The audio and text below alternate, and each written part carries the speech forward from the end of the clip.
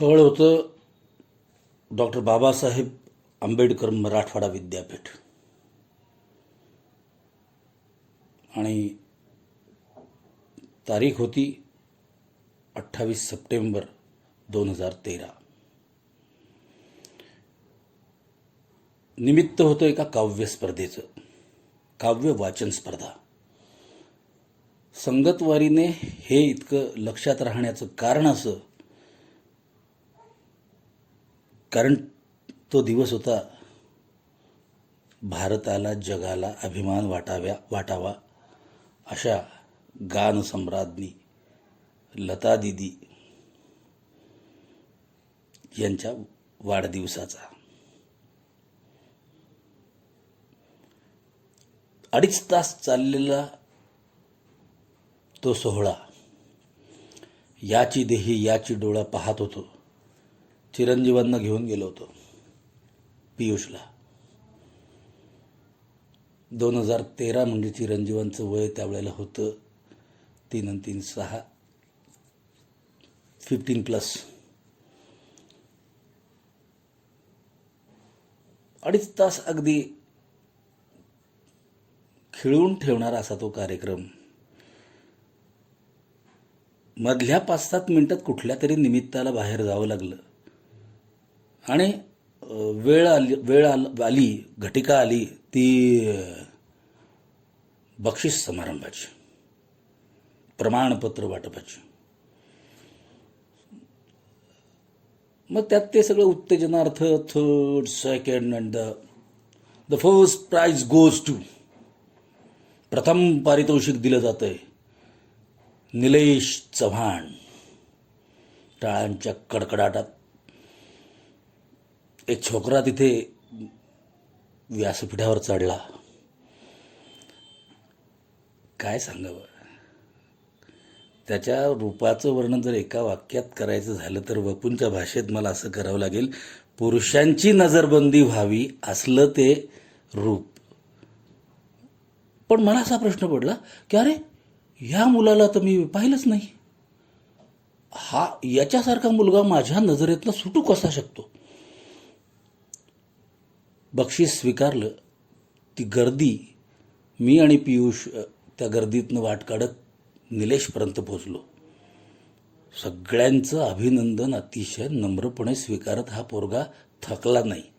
आणि नंतर मग आता माझ्यापर्यंत जेव्हा तो आला, मी त्याला असं बाजूला ओढला. लिटरली त्याला मी असं बाजूला ओढला. म्हटलं, हे बघ मित्रा, तुझं अभिनंदन मनापासून आहेच, पण म्हटलं मी तुझ्या कवितेला तिथे हजर नव्हतो. मला ती कविता ऐकायची. मला त्याची म्हणजे त्याचं ते जमिनीवर असणं मला त्या दिवशी म्हणजे पहिल्या भेटीमध्ये मला कळलं.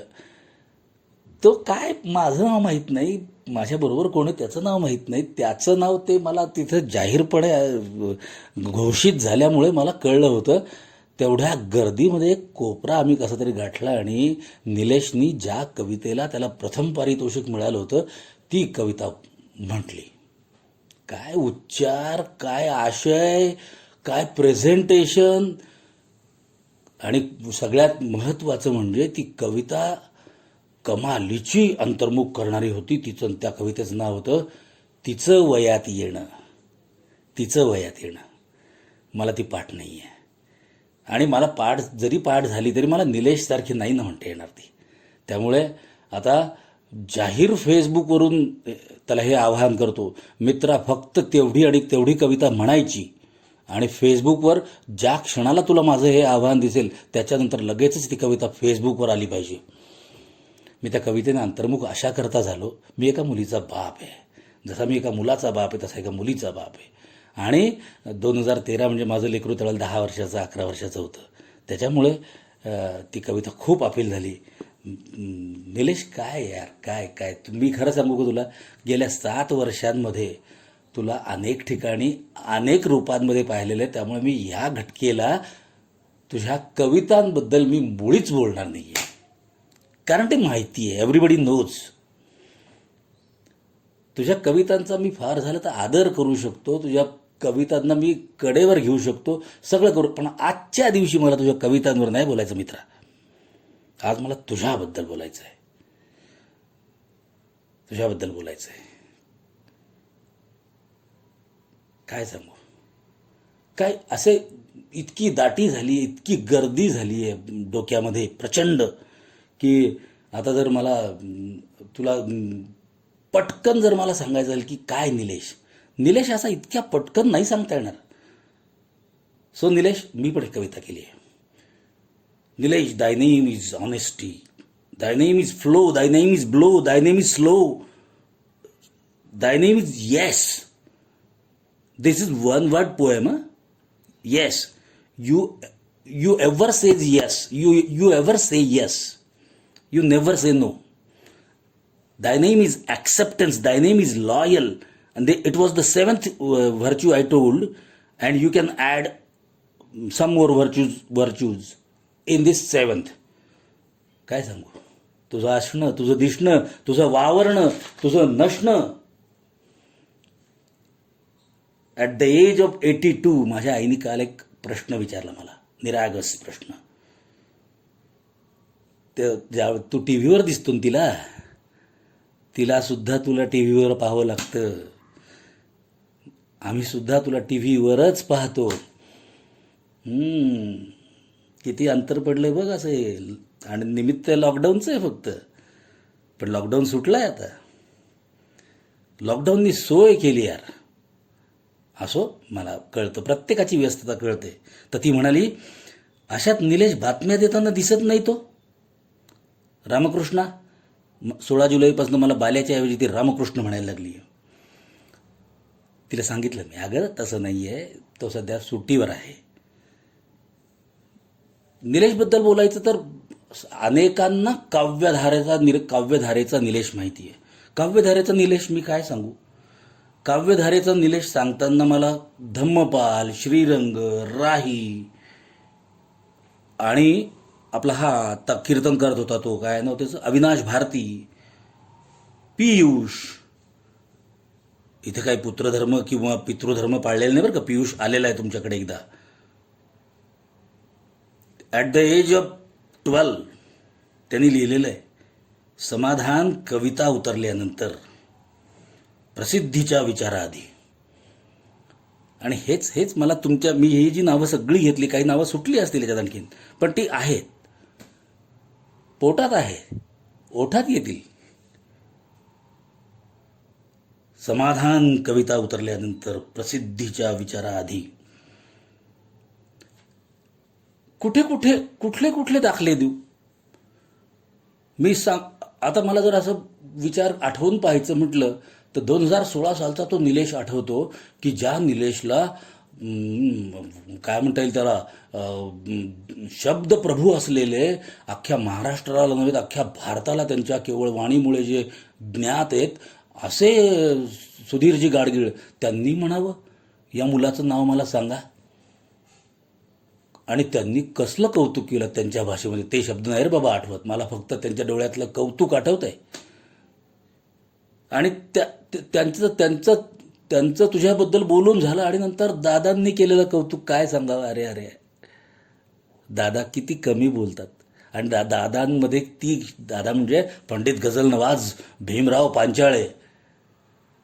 तुला माहिती आहे, आपल्या 2018च्या कार्यक्रमामध्ये, भाषा भगिनी धामच्या कार्यक्रमामध्ये, जेव्हा तू मध्ये यायचा निजामत केली आहे, दादा फक्त तुझ्याकडे, म्हणजे बाकी सगळेच पाहत होते पण मी दादांकडे पाहत होतो.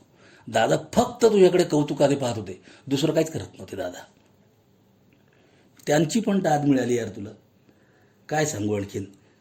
तर आता आणखीन एक गोष्ट, एक संदर्भ वेगळा जो लोकांना माहीत नाही आहे. बघ, मला आता मी भाषेचा विद्यार्थी आहे निलेश. त्यामुळे मी पहिल्यांदा माझ्यापर्यंत जो शब्द नवीन येतो, मी पहिल्यांदा त्या शब्दाचे पाय धरतो आणि नंतर मग त्या वाहकाचे, ज्यांनी तो शब्द माझ्यापर्यंत आणला. आता 2 शब्दांचा मला उल्लेख करायचा आहे निलेश. त्यातला पहिला शब्द असा आहे, तो म्हणजे व्हॉइस ओव्हर. व्हॉइस ओव्हर म्हणजे आवाज देणे, तुझ्याचकडनं शिकलो आहे. आणि दुसरा शब्द शिकलोय, आलाय माझ्यापर्यंत, तो म्हणजे सबटायटल्स, अनुक्रमे. आता याचा संदर्भ मित्र असा आहे की स्नेहलनी एक पटकथा लिहिली होती आणि त्या पटकथेमध्ये आपले जे मतिमंद मुलं आहेत, सॉरी त्याला मतिमंद म्हणून चालणार नाही, की थोडेसे असहाय्य मुलं आहेत, मग कर्णबधीर असतील का मूकबधीर असतील, अस्थिव्यंग असतील, या सगळ्या मुलांचा त्या मुलीने अत्यंत बारकाईने अभ्यास केला. आणि ती जी 5-5.5 मिनिटांची त्याला मराठीत नाही, इंग्लिशमध्ये त्याला, मी तर त्याला हेच म्हणतो, छोटा सिनेमाच म्हणतो, त्याला काय म्हणतात हे नेमका माहीत नाही, पण त्या सिनेमाचं सगळं जे काम आहे स्नेहलनी, हे सगळं मी जे आत्ता म्हटलो हे सगळं तिने केलं. आता हे एवढं सगळं हे लक्षात राहिलं याचं कारण काय? मी हे पहिल्यांदा मला मोकळेपणाने म्हटलं पाहिजे, कारण याच्यामध्ये जी ॲक्टिंग केली आहे ते आमची शरयू होती. आणि स्नेहलनी दिग्दर्शन पण केलेलं आहे त्याच्या स्नेहलनी. तिने काहीतरी 5-7 दिवसांमध्ये ती शरयूच्या शाळेत जायची. शरयूच्या शाळेतनं निघाली की तिकडे त्या याला जायची, कशाला, त्याला विहंग विद्यामंदिर येते तिथे जायची, तिथल्या मॅडमला भेटायची. हे सगळं तिने केलं. आणि याच्यात तिने मदत कुणाची घेतली?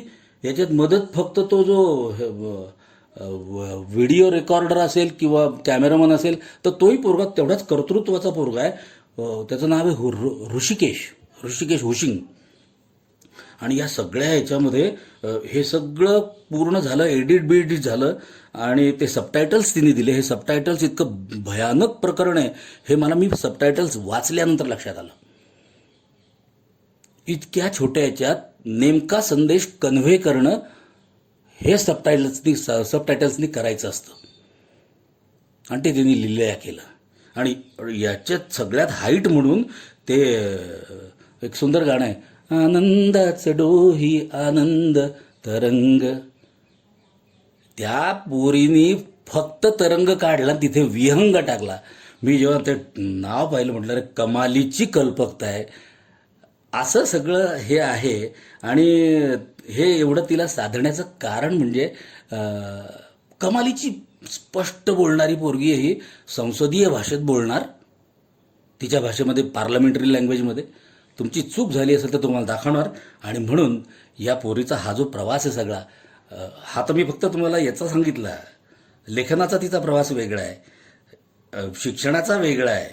असं सगळं करत करत ती आत्ता 2-3 महिन्यापूर्वी तुमच्या लॉकडाऊनच्या अगोदर LIC भारतीय जीवन विमा सारख्या मानाच्या सन्मानाच्या संस्थेमध्ये उच्चपदस्थ ऑफिसर म्हणूनच ती अपॉइंट झाली. ऑफिसर म्हणूनच तिने सूत्र हातात घेतले. आणि हे एवढं सगळं करत करत ती अजिंक्य झाली. हे सगळं असं आहे. हे मी म्हटलं की मला शब्द जो कोणी मला शब्द देईल त्याला मी, जो मला शब्द देईल त्याला मी, तुम मुझे शब्द दो मैं तुम्हें जो चाहे वो दूंगा. अब तुम्ही सगळे पोरच आहात आमचे, म्हणून तुला आणि शरयूला आणि स्नेहलला आणि ऋषिकेशला म्हणतो, तुम मुझे शब्द दो मैं तुम्हें आशीर्वाद दूंगा. काय सांगायचं. आणि हे सगळं असं आहे एकंदरीत निलेश. एक छोटासा आणखीन ॲड करतो याच्यामध्ये. प्रसंग मला आठवतो बघा. स्थळ होतं जिल्हा परिषद उच्च प्राथमिक शाळा जोगेश्वरी. आणि औचित्य होतं राष्ट्रमाता राजमाता मासाहेब जिजाऊ. आणि द्रष्टा या शब्दाची व्यापकता ज्यांनी समजावून सांगितली जगाला, ते स्वामी विवेकानंद. या महात्मा द्वयींची जयंती ती होती. आणि आमच्या त्या शाळेमध्ये उंच अशा व्यासपीठावरती एक असाच उगवता तारा तळपत होता. महिना जानेवारीचा असल्यामुळे बऱ्यापैकी थंडी होती आणि त्यामुळे पडलेलं ऊन हे सपोर्टिव्ह होतं तुला. बारके बारके बारके पोरं पहिलीपासून तर 8वीपर्यंतचे 45 मिनिट्स 45 मिनिट तू जे राज्य केलं निलेश, तर एक गोष्ट सांगतो, तत्कालीन मुख्याध्यापक जे होते काकासाहेब जगताप, हे नॉर्मली कुठल्या कार्यक्रमाला पूर्ण वेळ थांबत नसत, पण तुझ्या कार्यक्रमाला पूर्ण वेळ ते त्या खुर्चीवर बसून राहिले. त्यांनी पायाला मारलेली घडीसुद्धा बदलली नाही. इतके कौतुकाने everybody was enjoying that moments. आणि काय सांगणार, हे सगळं असं सगळं एवढं आकंठ अमृत प्यायल्यानंतर आमच्या सगळ्या शिक्षक, आणि तुला कुठेतरी लगेचच जायचं होतं, मला ते आता आठवत नाही, पण चहा न घेता, कॉफी न घेता, कुठल्याही प्रकारचा ब्रेकफास्ट न घेता, कुठलाही उपचार न पाळता 45वा मिनिट संपला आणि 46व्या मिनिटाला निलेश तू अंतर्धान पावला रे तिथनं. काय करणार ना, तू निघून गेला म्हटल्यानंतर काय करणार. पण ते सगळं आम्ही साठवलेलं होतं, ते आठवत बसले होतो आणि असं गराडा घातला होता शिक्षकांनी. आणि अशा त्या शिक्षकांच्या गराड्यामध्ये तर माझे सगळे मित्र, माझ्या सगळ्या भगिनी, हे सगळे असे जवळजवळ अंतरावर होते. माझे मित्र यशवंत नारायण आवारे यांनी माझ्या हातावर जोरदार टाळी देत मला म्हणाले, बिडवई सर, हा पोरगा होता का झंझावात. मला वाटतं या बोलक्या कॉमेंटने आपण थांबलं पाहिजे. मित्रा, तुला भरभरून आशीर्वाद. मनापासून तुला तुझ्या पुढच्या प्रवासाला मी शुभेच्छा व्यक्त करतो. खूप मोठा हो, पण मोठा झालास असं कधी मानू नको. आणि तुझ्यावरच्या संस्कारांमुळे तू तसे मानणार नाही याचा विश्वास वाटतो.